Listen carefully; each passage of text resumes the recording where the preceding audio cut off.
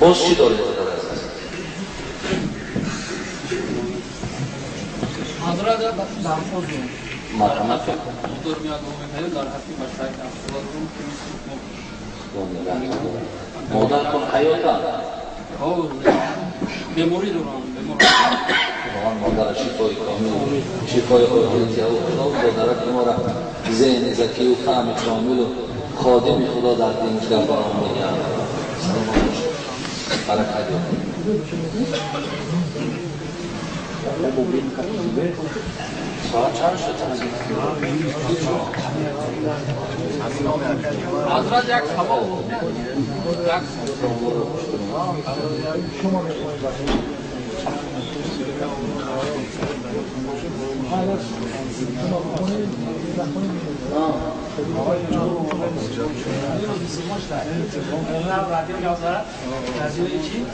همین چه تلویزیونی هست اسلام در اروپا باید همین روز اسلام اومده گفتن شرمنده و این کارو کردن جلوی چه بود همین روز گفتن که بهترین مسجد در چه زندگی اروپا نیست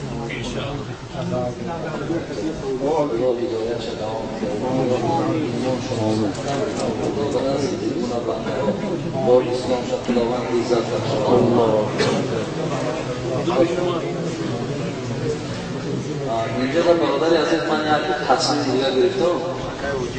اینجا در دو برادر من با حواش که واقعی داشتم نامه‌هاشون را پرسیدم، نامه‌هاشون که موافق نبود خواستیم در بین شما نامه‌هاشون را مثلا تغییر دیم.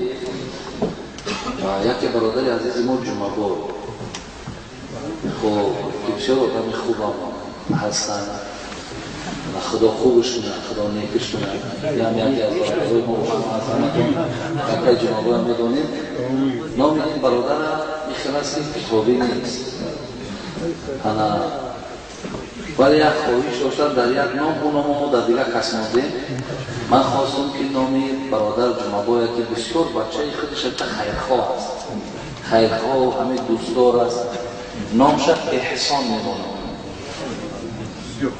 نامی زیبا احسان بسیار یک همین خودش که احسان زیاد است برای همین نام برادر ما احسان است خدا عمرت دراز کنه و فرزندی که نامی فردوس است خدا عمرت دراز و همش صحت و خدا من اندیشگانی های خوب نصیب رو بهش کنه و همیشه خواننده خداوند برکات است باید اکو گوسفند میکشنه میکشنش کنیم ما خواهدانش نیستیم ما همه یک سنت زنده کنیم او طرفش دیگر نزد خوش اینجا شما شود فقط تشکیل در کافی محمریزا بوده اصلا خیلی که مجبور نیدن مجبور یک برادر اینجا در همین جا بود است که پادشاه هسته پادشاه نیست نه اون پادشاه هم نامشون موافق نیست این کس ما با مالک نامشون مالک او همون حضرت انس ابن مالک بودن مالک نام ایشان بچه شون یک تیمور نام داشته است او را انس مالک برای تیمور هم نام است خدا برادر ما را ببینیم که بسیار حوایی انا خداوند فیلش خوب کنه و خداوند آیندهش میکنه و خداوند بچه خوبش کنه و بسیار نصیحت های خوبشان کردن خداوند که اون چه که گفتم برای آینده و بهتریش خداوند از جمله بچه‌ک های خوب و بچه‌ک های نیکش کردن آمین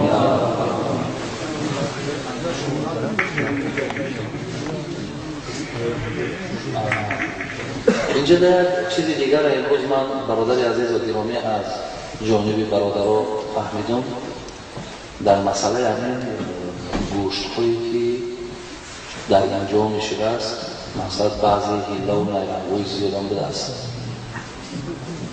خیلی زیاد نیرنگ و هیله هایی که در مثال ویران کردن همین گوییم که لطفه های ما و شما وقتی که سعد ابن ابی وقاص پیش پیامبر آمد گفت پیامبر گرامی اکن دعا کن که من مستجاب دعوه شدم یعنی دعا کن که من کی دعا کنم دعا خدا قبول کنه بعدا حضرت پیامبر چیش گفت سعد گفت حتی مکرمک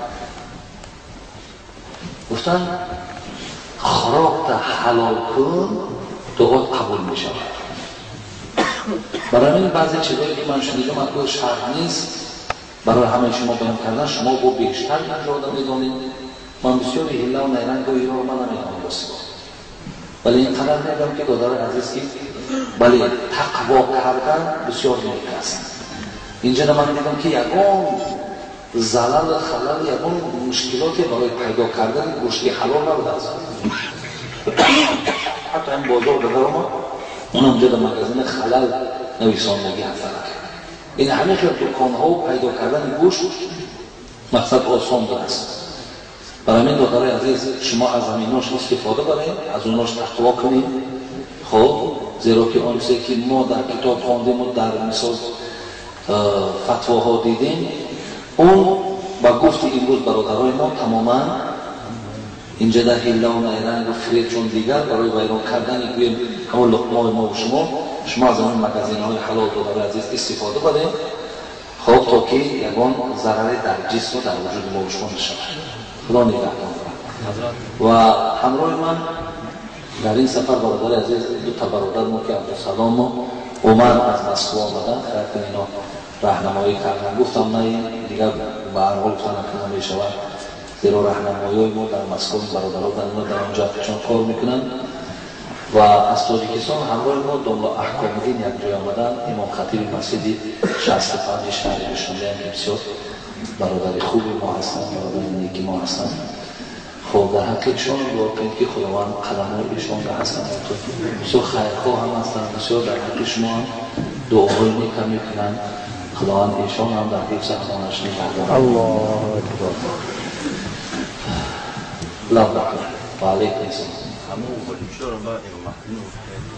درست هم مهدی شما نمیشه بعد در حق این بچه که محمد اون را خدای مهربان دید فرزند شما را اولا همان غیرت و همان اخلاق و حمیده‌ای که پیامبر گرامی بود خداوند نصیبش در ذهن شد زکی و هم شد کامل و خدا آینده حافظ قرآن و عمل کننده در قرآن شد. خب در حق به فرزنده یک دعای دیگه در همه بله اون بنده هایی که امروز این نعمت فرزند محرومند و البته بسیار اشتیاق هم دارند، هوس هم دارند که در خاندان اونها مهمان شود، در خاندان اونها این نعمت فرزند به دنیا بیاد. خداوند به حرمت یهب لمن یشاء اناثا و یهب لمن یشاء ذکورا. خداوند با صاحب فرزندشان گردانه و فرزندکاشان خداوند حسن زیبا و اخلاق حمیده و دوستدار شریعت گردانه. آمین یا رب العالمین. یعنی کنجا با یکون معنی داره. بعد یک سوال دیگه برای این بچه‌هایی که با نماز بخونن در تلفنشون صورت‌های دخترای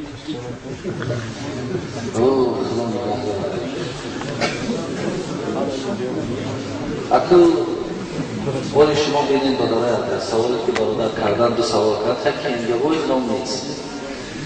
این نام نیست، این نام ایوهی دلن.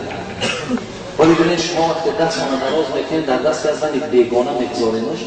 پیغمبر گفتن که از این در سر شما به یک گلمیخ اگر زنن و در بیابین رو آسان‌تر است. و وقتی که این چشمای شما در همین حرام‌هایی که در همینجا وجود دارن یا دیگر جا وجود دارن، وقتی این چشمای شما باید نگاه میکنن به نام خدا این چشمای شما را کور بدن رو بهتره، این چشمهای شما را به نور بدن رو بهتره. خدای روی چشم همه گرد دادری از نیست. آخر بعدها در نور چشم زیاد شدن زیبا شدنش نگاه کردنش قرآن هست، نگاه کردن یک عالم هست، نگاه کردن یک حلالهای خدا هست. آخر چشم ها وقتی که ما نگاه میکنن و لذت ببرید به نام خدا شرمنده ترین بنده خدایی. بسیار بدبختی داره از این چیز دور باشه. اخیر نداره اونی کسی که میرا نگاه میکنه اخیر کلش کوفتی میشه. میدونی؟ انمی اخیر وقتی میبره و کوفتی میکنه. این چیزا ممکنه در بچه‌ها که میرن یعنی اسکریپتیز رو برای وقت داد اینا مایده خدا شما رو ببینید چی میشه این آخرش همین داری است بعد همیشه میرسید که همین همش رو خیلیش رو پیدا شود با شرمنده میشه وقتی این کار رو رفتنش که این چیزا بسیار چیزای حرامی چیزایی هستن که رزق کنه میبنده خداوند نور کنه میگیرد فیض کنه میگیرد آخه چی بدبختی رو به سر کنه